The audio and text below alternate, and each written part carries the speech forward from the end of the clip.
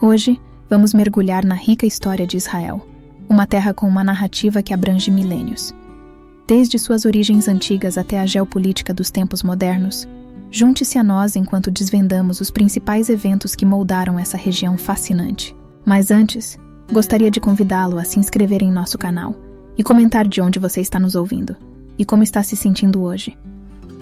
A história de Israel começou há cerca de 4.000 anos, quando Deus disse a Abrão, mais tarde chamado de Abraão, para sair de sua casa em Ur dos Caldeus, provavelmente no sul do Iraque, e viajar para uma terra que Deus lhe daria a ele e a seus descendentes. Foi a partir daí que Deus formaria um povo para si mesmo, um povo para ser uma testemunha dele para as nações. Como parte do acordo, foi-lhes dada a terra de Canaã em perpetuidade. Deus disse a Abrão, Abraão, estabelecerei a minha aliança entre mim e você e os seus descendentes. Darei a você e aos seus descendentes toda a terra de Canaã como propriedade perpétua, e serei o Deus deles. Gênesis 17, versículos 7 e 8. Por meio de Abraão, Isaque e Jacó, surgiram as 12 tribos de Israel, e eles habitaram a terra que Deus lhes deu. É importante notar que isso inclui a área atualmente conhecida como Israel e abrange a Cisjordânia, Gaza e as colinas de Golã. Além disso, é importante compreender que a aliança de Deus era incondicional, o que significa que, mesmo hoje, a nação de Israel é proprietária da terra que agora chamamos de Israel. Observe que em Gênesis 17, Deus disse, eu serei o Deus deles. Aqui, Deus estava reivindicando Israel como seu próprio. Vocês são meus. Portanto, aqui temos Deus se identificando com um povo específico. Aqui temos o Deus de Israel. Eles são o próprio povo de Deus para sempre. Isso significa que aqueles que contendem com Israel, na verdade, estão contendendo com Deus. Deus lutará em favor de Israel, como demonstrado na Guerra dos 6 Dias de 1967. Por que Deus fez isso? Deus fez um povo para si mesmo com um propósito muito real. Além de abençoar todas as nações por meio de Cristo, Deus fez Israel para ser sua testemunha perante as nações e para ser seu servo. Israel é único, pois é a única nação na terra que Deus utiliza para fazer um nome para si mesmo. Como exclamou o rei Davi, quem é como o teu povo, Israel, a única nação na terra que Deus foi resgatar para si como povo, para fazer um nome para si mesmo. Segundo Samuel 7, versículo 23. A história bíblica de Israel é dramática. Após o glorioso reino davídico por volta de 1000 a.C., as tribos de Israel gradualmente se afastaram de seu Deus e, por meio de sua desobediência, foram arrancadas de sua terra e dispersas entre as nações. Posteriormente, em 70 d.C., os romanos cometeram genocídio contra os judeus, destruíram o templo em Jerusalém e declararam que a terra de Israel não existiria mais. Nesse sentido, os romanos renomearam a terra de Israel, principalmente a Judéia, como Palestina, a atual Palestina, o que alguns acreditam ter sido uma tentativa de minimizar a identificação judaica com a terra de Israel.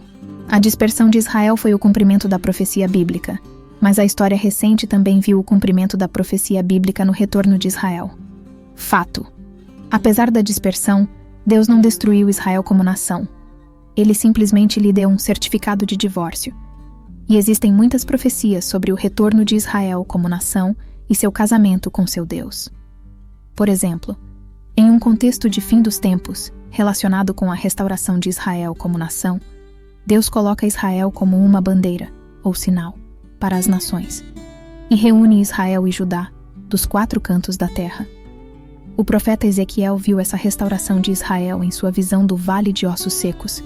Aqui, Deus diz, vejam, tirarei os filhos de Israel de entre as nações para onde foram, e os trarei para sua própria terra.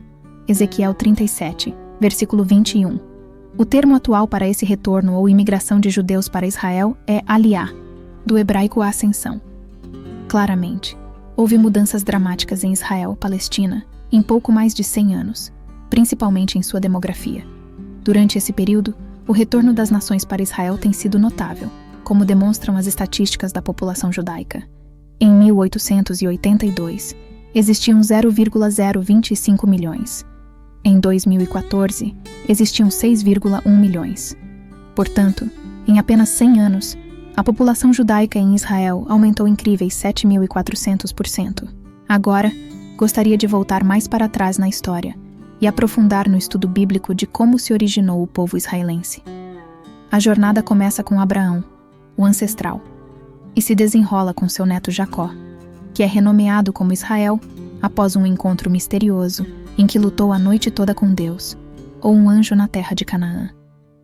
Jacó tem 12 filhos, que se tornam os ancestrais das 12 tribos de Israel, com exceção de José, cujos 2 filhos, Manassés e Efraim, representam tribos separadas. As mães dos filhos de Jacó incluem Leia, Raquel, Bila, criada de Raquel, e Zilpa, criada de Leia.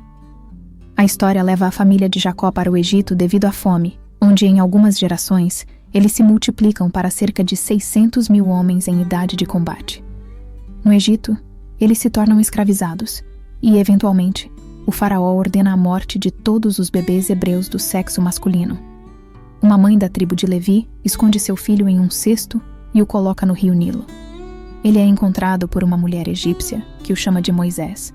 Eventualmente, Moisés mata um egípcio que estava espancando um hebreu e foge para o deserto do Sinai, onde é acolhido por uma tribo chamada Midianitas e casa-se com Zípora, filha de um sacerdote midianita chamado Jetro. Quando Moisés tem 80 anos, ele tem uma revelação divina de Deus e o escolhe para liderar os hebreus para fora do Egito. Moisés confronta o faraó, exige a liberdade dos hebreus e adverte que, se o faraó se recusar, o primogênito de todos os egípcios será morto. Depois de uma série de pragas terríveis enviadas por Deus, o faraó finalmente cede e deixa os hebreus partirem. No entanto, o faraó muda de ideia e persegue os hebreus até o Mar Vermelho. Diante do mar, os hebreus se encontram encurralados com o exército egípcio se aproximando rapidamente. Depois de deixarem o Egito, liderados por Moisés, eles se encontram diante do Mar Vermelho, com o exército egípcio em sua perseguição. Mas algo incrível acontece. Deus faz o mar se abrir, criando um caminho seco no meio das águas. Os hebreus passam com segurança, mas quando o exército egípcio tenta segui-los, as águas voltam ao normal, afogando os perseguidores. No deserto, Deus alimenta o povo com maná, uma espécie de alimento que aparece todas as manhãs com o orvalho. Durante o dia, eles são guiados por uma coluna de nuvem, que se transforma em uma coluna de fogo à noite, iluminando o caminho. Essa jornada os leva ao Monte Sinai.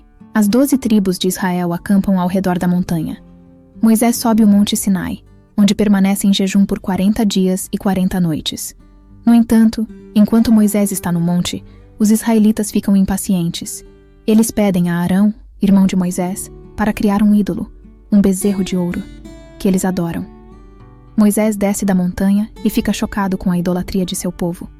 Ele quebra as tábuas da lei, nas quais os 10 mandamentos estavam inscritos, e destrói o bezerro de ouro.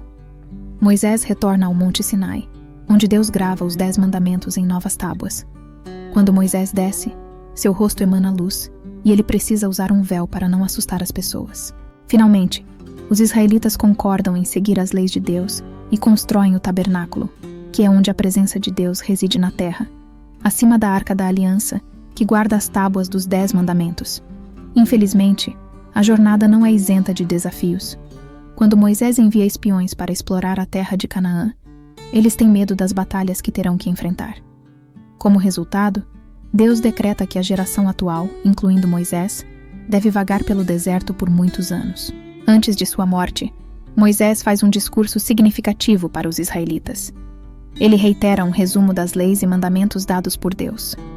Moisés profetiza que, se os israelitas desobedecerem às leis de Deus, Deus os dispersará por todo o mundo, além do exílio menor previsto anteriormente no Monte Sinai. No entanto, nos últimos dias, Deus os reunirá de volta a Israel, entre as nações, quando eles retornarem com zelo. Os eventos do êxodo israelita e de sua estadia no Sinai são comemorados nas festas judaicas de Páscoa e Sucô, e a entrega da Torá na celebração judaica de Shavuot. 40 anos após o êxodo, uma nova geração, liderada por Josué, entra na terra de Canaã e a toma de acordo com a promessa feita por Deus a Abraão. A terra é distribuída entre as tribos por sorteio. Eventualmente, os israelitas pedem um rei, e Deus lhes dá Saul. Davi, o filho mais jovem, favorecido divinamente, de Jessé de Belém, sucede a Saul.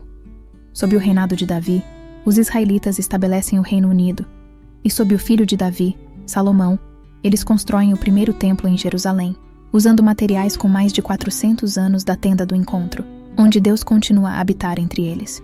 Após a morte de Salomão e o reinado de seu filho, Roboão, o reino é dividido em dois.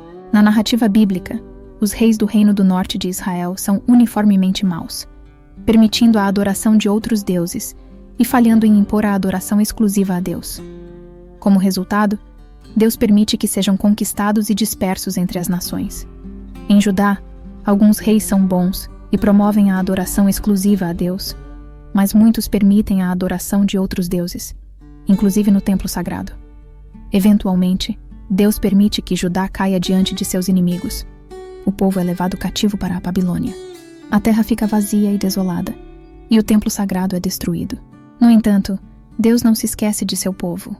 Ele envia Ciro, rei da Pérsia, para libertá-los da escravidão. Os israelitas são autorizados a retornar a Judá e Benjamim. O templo sagrado é reconstruído, as ordens sacerdotais são restauradas, e o serviço de sacrifício é retomado. Por meio do sábio Esdras, Israel é estabelecido como uma nação santa, separada de todos os outros povos.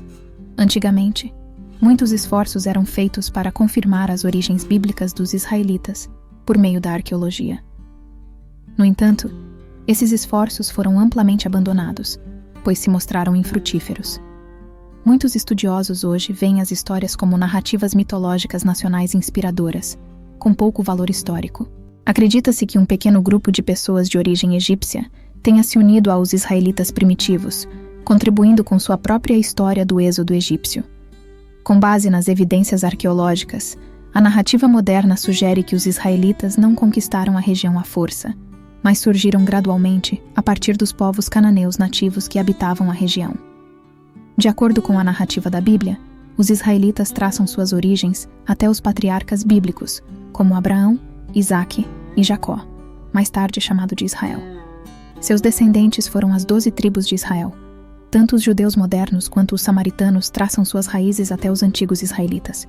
Os judeus modernos descendem do reino de Judá, particularmente das tribos de Judá, Benjamim, Simeão e parcialmente Levi. Após o colapso do reino de Israel, muitos israelitas encontraram refúgio no reino de Judá. Em 1209 a.C., precisamente no final da Idade do Bronze e no início da Idade do Ferro I, o nome Israel surge diante de nós. O primeiro registro aparece na famosa estela de Merneptah, erguida pelo faraó Merneptah do Egito. Este registro distingue-se das cidades mencionadas, como Ascaluna, Gezer e Enoã, pois Israel é escrito hieroglificamente, com um determinante que indica claramente que se refere a um grupo humano.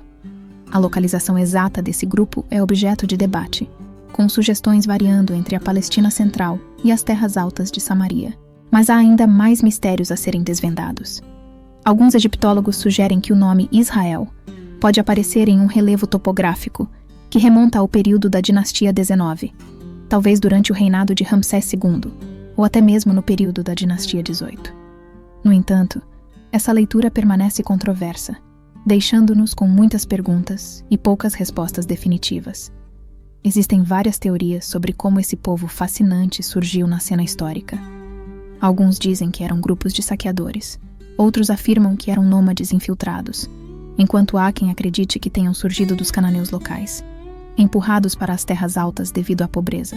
À medida que os séculos avançavam, as aldeias nas terras altas cresceram em número, passando de 25 para mais de 300, e a população assentada duplicou para 40 mil durante o período da Idade do Ferro I. De acordo com a Bíblia, o reino unificado surgiu sob a liderança de Saul, que mais tarde foi deposto por Davi.